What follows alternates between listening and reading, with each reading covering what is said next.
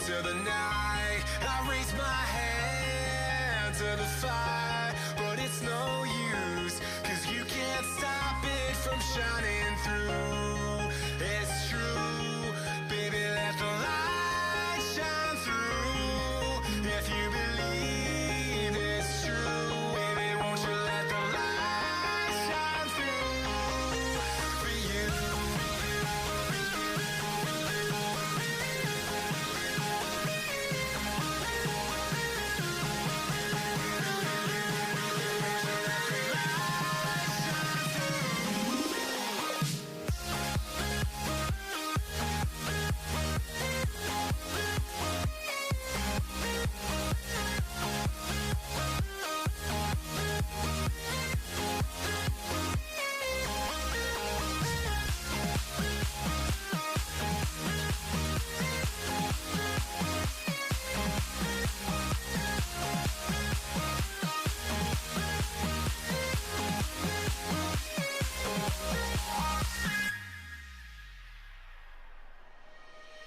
Eyes in the sky, gazing far into the night. I raise my hand to the fire, but it's no use, 'cause you can't stop it from shining through. It's true, baby, let the light shine through. If you believe it's true, baby, won't you let the light shine through for you.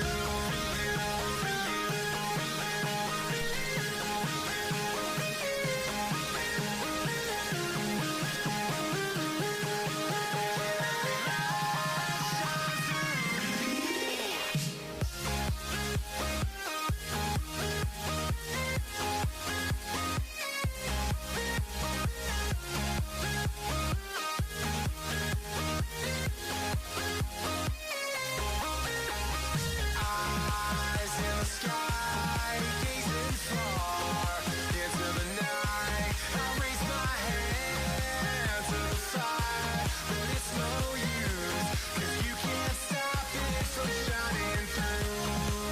It's true, baby, let the light shine through. If you believe it's true, baby, won't you let the light shine through for you.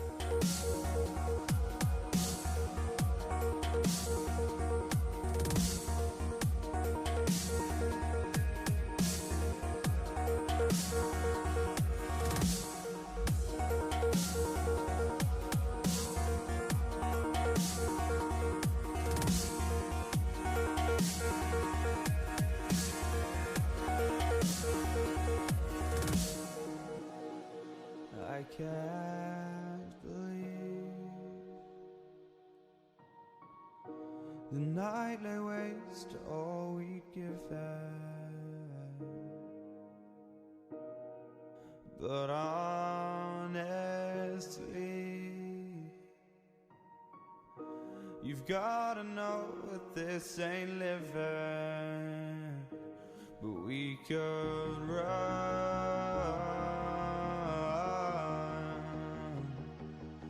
from Elysium and let it burn, let it burn. You've gotta know that nothing lasts forever.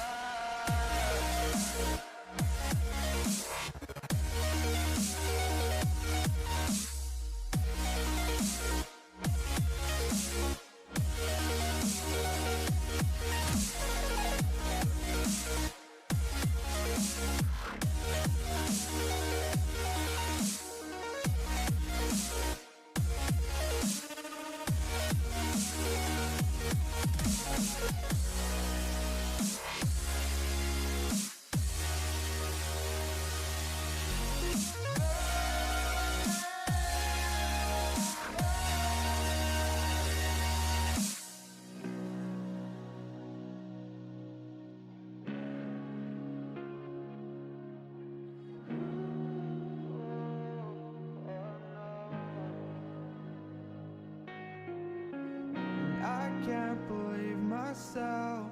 I never thought that this would be our end, but it's nothing new. And my lover's honesty, I can push it back down if I have to, if you want me to, 'cause we can run.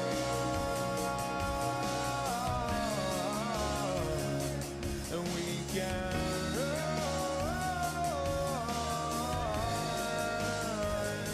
'cause stars they fall all for you. So tell me now, what's left to lose if we run?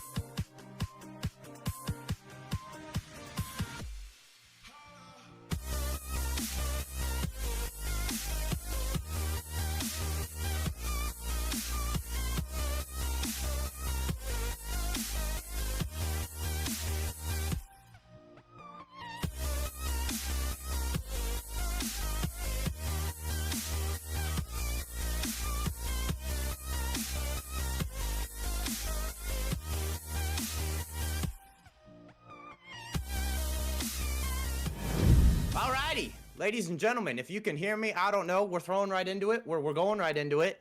I am at a loss of words, but Hustin map 1, Ohio taking on Ohio. This is going to be a fun night tonight, and I am joined with none other than 7-year vet gaming, the gaming chef. How are you doing, buddy? Yo, what is cooking? Thanks for the invite, man. My first time with the College Ohio teams, and I'm excited for what we're about to see.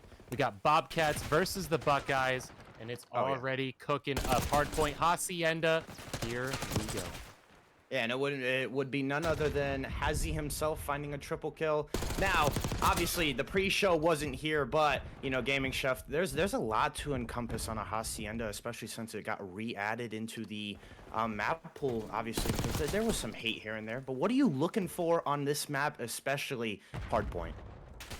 So it all comes down to veteran status, how many times they have played this map previously in other Call of Duties. Yep. And that really just shows the comfortability of these players out here. So really looking for how comfortable they are with this map, how they're able to move around. They know the power positions. They know where to take the trades. And looking at Buckeye CoD right now, it looks like they're going to be leading this one off as they go into the garage. This garage is huge. That car is great cover, but it does rotate. So being able to work around that, usually players fall back and hold stairs. So we're going to see a lot of defense from those positions coming up through the water. Looks like they weren't ready for that flank. Got to know that that is there. I've never seen the wings before on someone's back. That's, you know, just shoot me, right? That's all he's wearing. But oh yeah, it's like it's a big hazard sign. I'm here. I'm here. But Bobcats win that one. Yeah, as Bobcats get a nice break there at the tail end of P2. They are here for the rotation, though. And I will say there's on this Hacienda hardpoint, it's kind of different from the other maps. You know, you look at the skyline, you like if you used to watch Rewind, those were very mixy maps. And a lot of the times there's not many money hills. You look at this one, I really think P2, P3, that can be like the chain where a lot of teams find decent time, especially when you're here first. You can get cutoff kills like this Bobcat team has, and ultimately they are reading spawns properly. But as soon as I say that, Buckeye CoD, they come in like the Brutus himself, banging his head, banging a few doors down, and they find a nice 4 dead. Yeah, Buckeyes holding this one down. They're in the lead right now, looking at the KDs across the board. Clutch and Broby kind of falling off. Waiting for their teammates to pick it up. Looking at the hill time, pretty spread out on the side of the Bobcats. And over on Buckeyes, it's looking like Gimby is the man, and Chut not really going for those hard points. But we have their usual positions that they play here. But looking at this hill, it's always back and forth. A lot of entrances over there on this one. It's a tough one to try and win. Yeah, and it really stems from like your subs having to be the entry players. You know, they're always going to have to fly in and get a 2-piece. I know from the side of Bobcats, there's a lot of love going to the side of Broby. He's that one as he's now making a play, able to find one. Duffy with the collapse, and hey, look at that. Bobcats going bar for the Buckeyes. Battle of Ohio. How many times can I see a B in a sentence? Well, you bet what? Watch this. I don't even know what I'm saying now as Yichi Jichi gets a nice 2-piece. And again, P4 so mixy, but Duffy almost being like the man himself comes out with a nice double kill. And I will say, this has been a very tight race in these first set of hills. It's been very close. Some players have struggled, but again, if you look at Buckeye CoD, they're in the lead just a little bit because I feel like teamwork is there. Everybody at 9 kills. Interesting. Yeah, very spread out in the workload through all the stats now. You know, the hill time, the kills, the points as well. Looking at it's going back and forth. I was gonna say Ohio in the lead, but they're both Ohio. The Bobcats now in the lead, but this first hill, it's really just throwing bodies on it. There's what, 8 entrances of line of sight onto this one. It's really just throw bodies on it as you run to P2 for the spawns. Just pop your head in, check who's there, shoot them, and work your way over. Try and hold that next one. And we see, what was that under Gimby? Is that Juicy? Yuchi? I don't know. He spells his name Juicy. I guess it's backwards. Oh, it's backwards. So. Ah, yeah, one of those guys. Oh. Okay, got it. As he is that roaming sub player. And again, on the side of the Buckeyes, That is the player to watch out for. I feel like him and Enigma, they are kind of like the co-captains for this Buckeye CoD team. They were there last year. They've had a lot of experience to build off of, and ultimately, again, that sub duo, Juicy, Enigma, are really gonna have to do some works on a lot of mixier maps. As Clutch JD was like, hold on, this person's right in front of me, and now he's looking to find something as well. But again, on the flip side, Bobcats of their own. Broby and JD himself, those two are slayers. They know how to get stuff done. And ultimately, watching last match, Broby, again, there's just a lot to love about him. He came out of the woodworks. He's like the unknown mystery player. I mean, there's a story behind him, right, Chef? I don't know the story. Yeah, you know, we could go through stories through the next map switch. Let's in the gameplay right now. We just saw Hazy going pretty wild there, almost at a 2 KD. He is the AR main. He's the captain. He can flex where he needs to and really just locking down that line of sight, playing that corner there. Great work through that. And this garage is rotating out as we go all the way to the other side of the map, looking like Buckeye has it locked down, but Clutch, the SMG master, trying to work his way through, is going to get caught there. And ooh, and it looks like he's able to spawn behind. Call of Duty not giving them the spawns. Buckeye should have had someone anchoring. This could be on them for losing that anchor, and I think that Buckeyes aren't going to be able to win this one. Yeah, a little bit of some confusion right there, as again, maybe Clutch trying to get lost allowed the other players from the side of OU to kind of slip through and get those spawns. That's the thing about both of these teams. They know how aware, they're very aware of the spawn system, and kind of they know how to flip hills in their advantage. I will say Buckeye CoD, though, have done a great job of fighting this hill from the front side. They only let 10 seconds go. And again, look at Chut. He is known as the selfless player. He's the one that has a lot of great comms, and it makes sense. He's a psychology major. He is in the mindset. And again, he is the one that's always rotating, putting his team on top, 2 steps ahead. Now, he is here all alone. Can he find something? Only able to find one. Broby, though, able to shut things down. I will say Broby himself has had a little bit of a slow map for what I saw week 1. Yeah, I do like the control here. Broby pre-aiming exactly where he needs to. Call's going to come out. Knows he's in there. You see that stun, the nade come through as the other player just dips out. There's going to be a 3-man push all time together. Do the trades come through? A team kill from Gimby. That's going to be huge. But it looks like Buckeye ends up on top. Does have the man advantage. This players start pouring in from the middle. Rotations are gonna have to start playing in. We see Enigma trying to work through that mid, gonna run into Clutch on the middle of the map. It is both teams going back and forth. Buckeye is in the lead right now. I think they're gonna be able to hold scraps. A lot of resources still getting put to this old hill as we look towards this P1 and see who can lock down spawns for P2.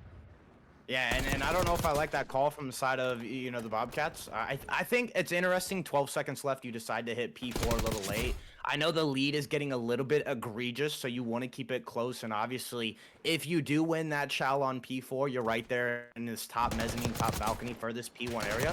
So I can see where if it does succeed, it goes really well. Ultimately, you now lose those. Spawns become a little bit hectic, and ultimately you're kind of playing catch up, and you're more or less throwing bodies at this P1. It can start to feel like some solo chowing. So again, I don't know if I like the call, but it has worked out for them well, because 30 seconds into this P1, nobody has really grabbed time, except it's now going to start to go the way of the green wall. Let's see what they can find, as, again, the Buckeye CoD, they just want to prioritize spawns. They're flipping on every angle. They're flooding from every angle. Broby has a lot to deal with. 3 players on the flank. And Duffy, I think he just walked in there right when it started and hasn't left since. He knows exactly where the enemy players are, and they're just walking around him. Looking at this spawn on the next one, Clutch. Power position, tries to get in there, was not looking out his back. Has he now, trying to break that out against Juicy, but Juicy is going to win that battle. 2 more coming upstairs. They're just feeding into the kills. Duffy does see the player out back, runs out of bullets, has to pull out the pistol. Everyone working through the vineyard, trying to get around. Sees a player in the back. That anchor is huge. Chut does fall. Now that the anchor's out of there, they're going to be able to refill back into the site. Are they just going to pour bodies in, or are they going to try and win this one? Because this next hill is going to be huge, especially if Buckeye gets a lot of points here. Yeah, and ultimately this, I think that last child does cement it. So they don't win it. But again, if you're Buckeyes, it's the tale of two stories. Do you hit it late or do you go new? Now, obviously, if you hit it late, you're stopping that lead from growing and growing, as they did just that. But again, that leaves the rotation open for the side of Buckeyes. It allows them to have a free roto, and ultimately they get so much space. I will say they haven't done a good job, if you're the side of the green team, to get up here fast. That is the specialty of this team. They play very quickly, but again, they're just getting caught with their pants down. They have snuck a couple players through, but again, now you're left in a 3v2 situation on the front side of the hill. Number 2 is lurking through the middle of the map. It's Juicy. He does fall. Hazzy trying to go a little bit crazy here. He's getting a little bit chemical in that suit, and ultimately Hellstorm now being put into use. Buckeye CoD only 14 points away from winning map 1. Now looking at the Bobcats, they do have this lock. Juicy is on the flank to see what he can do out the back. Duffy, nice 1v1 for this positioning. He does win it. Duffy a little injured, gonna have to fall back. Buckeyes still on the point. They have to get in there. We see Hazzy waiting for his teammates to come in. Here comes the contest. 6 seconds left. They have to win this one, and they do. It's just Juicy left. And wait, 2 extra players just came into the match. Not sure what just happened there. I don't think they spawned in. They're off to the next hill. This is huge for Bobcats. This is a pretty good one you can defend if you have your whole team on it. But look at that collapse on your mini-map there. It is all red coming in. They only need a few. They have to throw their body on it right now, or that's going to be it. Buckeyes takes the win in the first round of Ohio versus Ohio, 250 to 212. Yeah, and again, I don't know if it was just a little bit of a slow start from the side of this OU team. I've been trying to hype up Broby as much as possible. He was like 13 and 22, I think, at one point, so not the best stat line. They did like sort of shape things up at the end, though, Chef. They started pulling things back, but again, I think it's just like their holds were a little bit inconsistent at the start of that map. Yeah, inconsistencies throughout.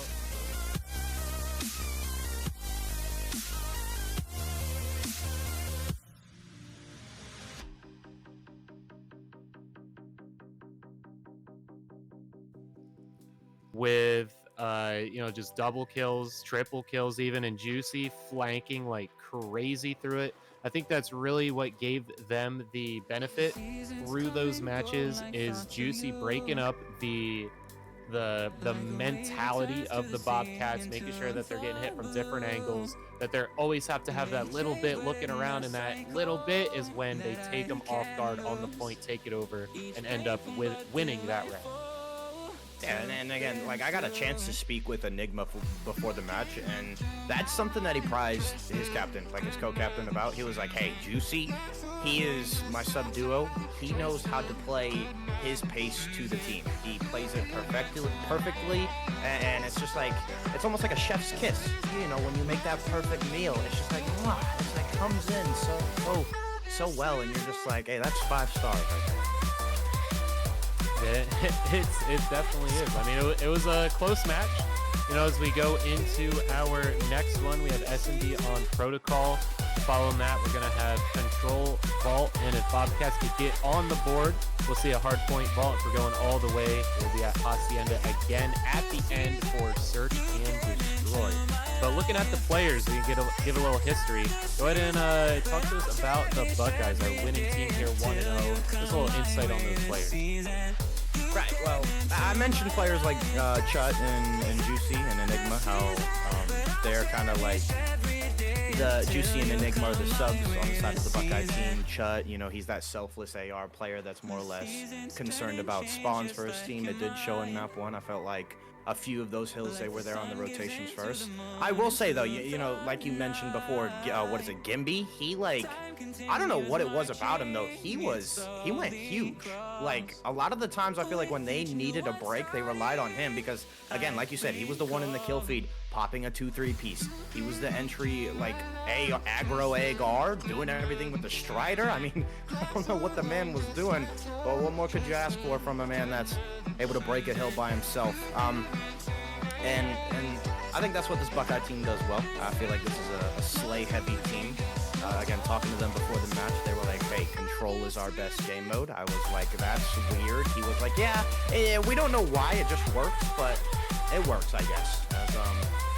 As now, I'm interested to see how this map 2 pans out because me and you both know that both of these teams aren't the best at S&D. Yeah, S&D, as you said, both teams said they're not that great at it. So Protocol is an interesting map for S&D. I honestly don't see this one picked for that as much. Usually I'm seeing it for Hardpoint. So it's very interesting to see how this one's going to play out. For how close those first rounds were there on the Hardpoint, both these teams definitely coming from the same place. So it's it'll be interesting. Are we going to see it go back and forth? Are we going to see one side? No, Bobcat's going to get on the board for the series. We'll see here. Yeah, and I'm intrigued as well to see how this Protocol S&D plays out because a lot of teams are doing what we're seeing right now: A hit, smash and pound. Like you do what you want, an entry in. That's for like. I am mixing up my words. It's basically who can ever trade out perfectly on this A site and then get control of it. That's really what this is on Protocol S&D. We see it a lot with a lot of these teams. I have liked how this map has evolved because I feel like a lot of teams are now playing the middle of the map. They're playing, you know, positioning for B. So it's very interesting to see that. But as we're hopping into this, it's a 3v2 situation. It's up to Hazzy and Duffy. Unfortunately, it's just a numbers game at this point. Yeah, Buckeye had a really great setup on the bomb site there. Kind of had all angles locked down, and it just wasn't gonna work for that strategy on the Bobcats. So have to get back to the drawing board, pull out another strat, and head into this next one completely different. Yeah, and I mean, I feel like I said Protocol can be such a defeating map because a lot of the time, if you look at it, it's just like, hey, we know teams that like to play aggressive are going to go A. So you send, it's like a 4v4, honestly, at this A site. And then ultimately, if you keep losing round after round, it's just like, hey, what are we doing wrong? So that's the thing about Protocol. You can't ever get into your heads. But as we hop right into this, it's already another 1v2 situation in the blink of an eye. Clutch JD.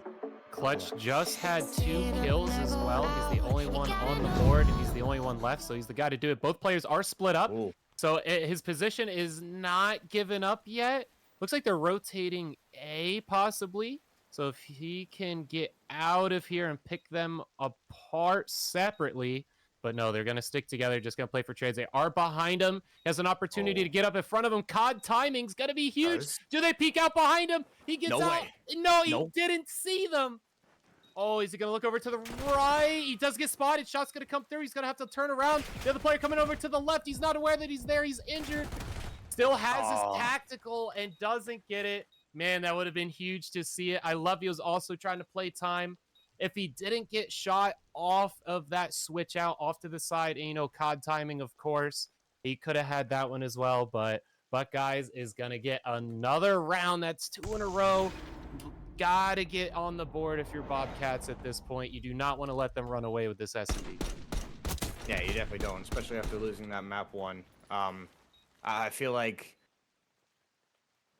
their play style is coming to bite them in the butt. Again, after looking back to map 1, this is a team that loves to play very fast. OU, they push the pace, pedal to the metal. So we'll see how it pans out because right now they're down 0-2, and if you go down 0-3, that's like the halfway point for the side of the bus of this Buckeye COD team to basically steal the map.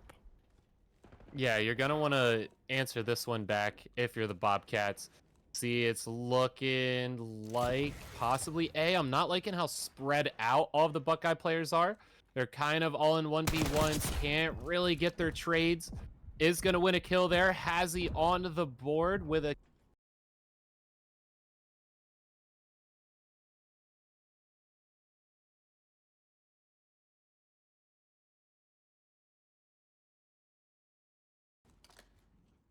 Enigma pulls something out here. I think Duffy is smelling his trail behind him.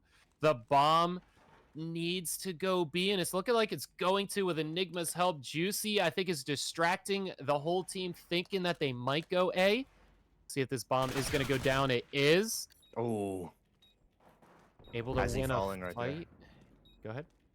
I said no. Has he fallen right there is actually insane because the Gimbi's still just lurking in his spawn, doing a great job. He does fall though, so now it's a 3v2 situation. 30 seconds left. I like where they've planted this because Gimbi, again, the COD caster settings are broken, so he may have died, but he's still alive. Resurrected by Mercy herself. He is playing this back heady for the bomb, and oh my God, Gimbi in a 1v2. He's shouldering it like a champ. Able to shrug off a couple, right hook, left hook, 1-2. Yeah, playing that turret back there is huge if you know exactly how to work those angles. You see, gets the shots in, knows how many it takes to kill, and then back out, catch the reload, and pop out the other side.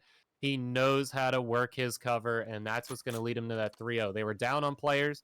They honestly, I wasn't too happy with their positioning, but they made it work, especially on the back of Gimbi in a power position. It's one of those where you have to work all the way through the open. There's no cover up to there. He has you. You have to hit him from 2 different angles at the exact same time. And Bobcast was just filtering one after another. Clutch gonna catch a crazy nade off the start. Duffy has he. Oh man, Buckeyes, gonna see your first loss here. But Gimbi is gonna find one. Gimbi, we've seen him do it. And can he do it again? Yeah, insane. Again, this is what this OU team is known for, pushing it to the metal. They fly into that A site. Gimbi doing a little bit of a trick shot here. I love it. She's been watching some Shotsy gameplay. As now he's gonna try and work something. He did find a freebie, but it's up to see. Can he see Hazzy's legs? Oh, he looks away at the wrong timing. Hazzy spotted him. They know where he is. And again, 19 seconds left. I'm sorry, Gimbi. This is looking a little bit impossible. He's gonna hit this rotation here. Dolphin dive. I don't. Keep the streak alive on the 5 streak. He doesn't want to push in it too far. You see, he's streaked up. Oh, that's gonna kill his kill streak opportunity. I believe it was 1 off there from the Hellstorm. So, yeah, I mean, he did have the RCXD. That's gonna be huge for information for the map. Had the advantage, went for the jump. See, in this game, the jump shots don't work as much to your advantage as in previous Call of Duties, especially if you wait to shoot until after you jump. There's an 80% disadvantage. That takes 80% longer until your gun is fired if you jump first. So you definitely have to keep that in mind. It is. You have to keep that in mind. So that's going to make you lose those high ground encounters. That's what you saw. I mean, these wings, get the wings off, man. Like, come on. He's like, oh yeah, there's the guy with the wings. He's out of here. All right, next round. It's like it's worse than the nameplate. You know, when a lot of times you can see the name on that skyline, steps. The wings probably just pop out before that. So it's funny to see that. But now Buckeye COD deciding to hit a little bit of a B hit here. They did pick off Duffy, which is huge because he was sitting that back turret. Next player to deal with is Hazzy, though. He's been lurking inside a P3 with a sub. Interesting. He is just running by these players. I don't know if that player at that box saw him. The player at P1 must have missed him. Hazzy thinks everybody's behind him, but Buckeye COD have pulled this bomb out. They're going to rotate this to A, and I like this call. I like this call because number 4 has been sitting down here, I think, in bottom A site. He's basically giving the information, guys, come A. Guys, come A. Guys, come A. Yeah, it would be very interesting to hear the comms on that one, but here we go. I was going to say they have every angle covered, but Broby just going to catch one. Look for another. Can he catch the trade? He's injured himself. No, he can't. I believe he just would have been traded again after that. 4-1. Bobcats gotta get it together. They had the defense there, but I mean, even that got picked apart almost immediately. Gimbi, I mean, looking at MVP status for this series because he is going off. Yeah. It's just like Gimbi's carrying the boats right now. He must have been listening to David Goggins' podcast. Let me tell you that much. 6-2. Yeah, I mean, it's insane that, like, if he stayed alive that last round when he was on that 5 streak, he may have had a Hellstorm, or at least, he does have the Hellstorm. He has RC too, so I don't even know what I'm talking about. This man's doing everything. That's the keep up. strike thing. Oh, that is cluster. I'm dumb. That's why I didn't pass high school. That's okay. Yeah, looking at this next one, we got 3 plants as well for Gimbi. He's really doing it all over there. Everyone's spread out. Look at that single file line. Everyone able to trade each other out. And Buckeye is up a man, so they're going to win that side of it. They're on the defense, and they are sandwiching this bomb. I don't think they're aware of where it was laying, But look at Bobcats. What an uphill battle they're going to have to play here. We see Chut and Juicy sticking together. He's going to run right into him. Position is given. He does hold his tactical. Able to catch him with it. An easy kill on Enigma with that tactical coming out. That's why you don't want to play him off right at the start. But his position is given away. And now it's a 1v2. Hazzy picked up the bomb and catches the kill. Oh, man. They're going to run into each other. Ooh. Oh, Hazzy. Wow. Insane timing on that gunfight. I was gonna say, I like the call about wrapping A. It's just like that timing there was scary. As OU stay alive in this round, 4-2 is sounding a whole lot better than 5-1 right now. Chef, oof, I had to burp. Chicken fried rice for dinner is not fun. As now again, the Bobcats stay alive. Similar. This is what we would see if these football teams played off. Right now it's looking a little dominant for the Buckeyes. I will say our MAC-10 school is gonna have to do something crazy here. Yeah, Hazzy's sitting at 7-4, pretty much matching Gimby's stats. He's gonna get found there on the tactical. Few shots gonna come in. It's interesting if you would follow that up because all 4 players are in there. He doesn't want to throw his life away. Gonna wait on the heal up. There we go. The wings, easy kill, but no, it's not. Both headshot kill wins for Buckeye, leaving Broby on the stairs. They know his location. That's not gonna be good for that. Runs in with high ground advantage and still doesn't get it. Buckeyes now on match point for the rest of this S&D. And the way I've seen the Bobcats play this one, I don't think they're going to be able to play perfect. They might get 1 or 2 more rounds, but it is going to be rough. Well, yeah, I mean, like, I don't know. It just feels like, again, I've talked about this team and how fast they like to play. I feel like at times that leaves them at a disadvantage because I feel like they're not checking all of their angles. For instance, if we go back a couple rounds when Clutch JD died with that bomb back towards B, right? Outside of P2 steps. Or P3 steps. It was interesting to see that because he didn't clear that back big gun that Gimby likes to sit at. And again, like, players at this level should be clearing out situations, should keep the positions in the back of their mind. As Juicy was popping an nade, he watched Broby run right in front of him, but his buddy is there. And again, just Bobcats sticking to the usual. They're gonna try and bang out here. It is also interesting because I feel like they're just flying and then hesitating on their pushes. Yeah, Buckeye was already there. They couldn't even enter the computer room. Beeline straight for it, and Bobcats couldn't get it done. Duffy now on the back of him for this S&D, gonna get found, and Buckeyes takes it in what seemed kind of landslidey there on a 6-2. Now up 2-0 for Buckeyes.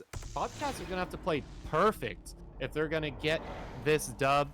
You know, both sides said that they weren't that great at S&D. And honestly, the way that I saw the Buckeyes play, I was loving it. They were picking out the repetition that the Bobcats were playing on A, especially on that last round. They beelined it straight for the site and didn't even allow them into the building. They couldn't get in those computers at all. Cut it off. They did not have a backup plan. They didn't even try to rotate back around to B. They still were getting aggressive into it, even at a disadvantage. I think that's what ultimately gave them the fall. Yeah, I 100% agree. Like, the way teams... And that's the big thing about S&D, how well you adapt as a team. Like, little things like picking up on the pace of the other players. You know, the mid-game adjustments and mid-game calls are going to have to be huge, and that's one thing that this Buckeye team does really